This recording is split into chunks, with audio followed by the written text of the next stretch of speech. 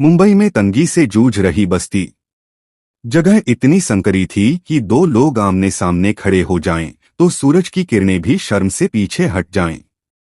यही वह जगह थी जहां राधा नाम की एक 15 साल की लड़की अपने परिवार के साथ रहती थी। उसका पिता लक्ष्मण एक कबाड़ी था जो दिन भर साइकिल पर रद्दी बीन कर शाम को 200 रुपए भी ला पाए तो भगवान का शुक्र मनाता। मां लीला देवी पास की फैक्ट्री में बर्तन मांजती थी।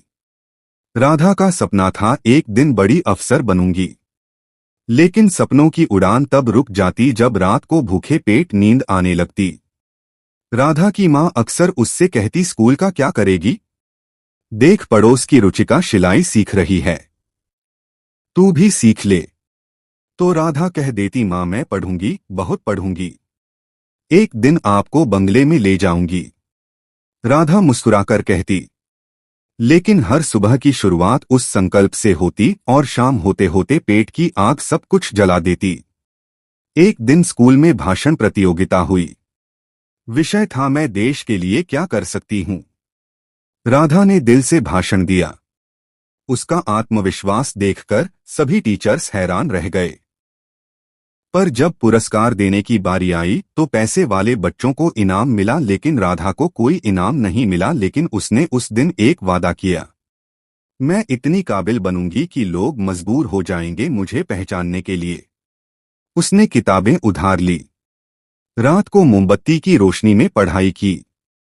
कभी भूख लगी तो पानी पीकर सो गई, कभी बिजली चली गई तो स्कूल की छत पर जाकर पढ़ी। 10वीं बोर्ड का रिजल्ट आया।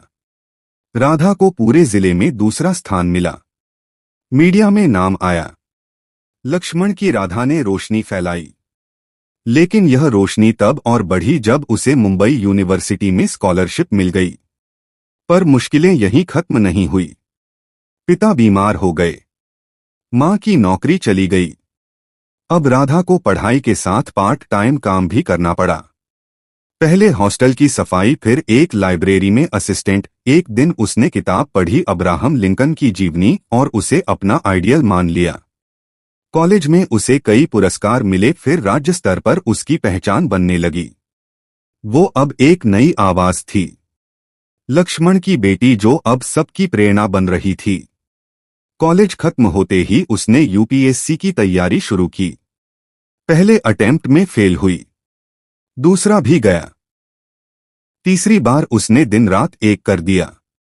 मां ने अपने गहने बेच दिए, पड़ोसियों ने किराया माफ किया। और फिर आया वो दिन जब यूपीएससी रिजल्ट आया। छाया AIR 10 IAS ऑफिसर। जब राधा ने अपनी बस्ती में वापसी की तो सारा मोहल्ला उसका इंतजार कर रहा था। एक छोटी बच्ची उसके पास आई और बोली, दीदी मैं भी पढ़ना चाहती हूं। राधा ने उसका हाथ थामा और बोली, अब कोई राधा अंधेरे में नहीं रहेगी, मैं हर गरीब घर में रोशनी ले जाऊंगी। उसने एक NGO खोला, उजाला। वहां हजारों बच्चों को फ्री में पढ़ाया जाने लगा। माएं सिलाई सीखने लगी और पिता आत्मनिर्भर बन गए। हर किसी को कामयाबी विरासत में नहीं मिलती, किसी किसी को कामयाब खुद होना पड़ता है। ये कहानी एक काल्पनिक कहानी है। इस कहानी का किसी के रियल जीवन से कोई संबंध नहीं है। अगर इस वीडियो ने आपकी भावनाओं को ठेस पहुंचाई हो तो हमें माफ करे, और अगर आपको को हमारा वीडियो पसंद आया हो तो इस वीडियो को लाइक करे और हमारे चैनल को सब्सक्राइब कर ले।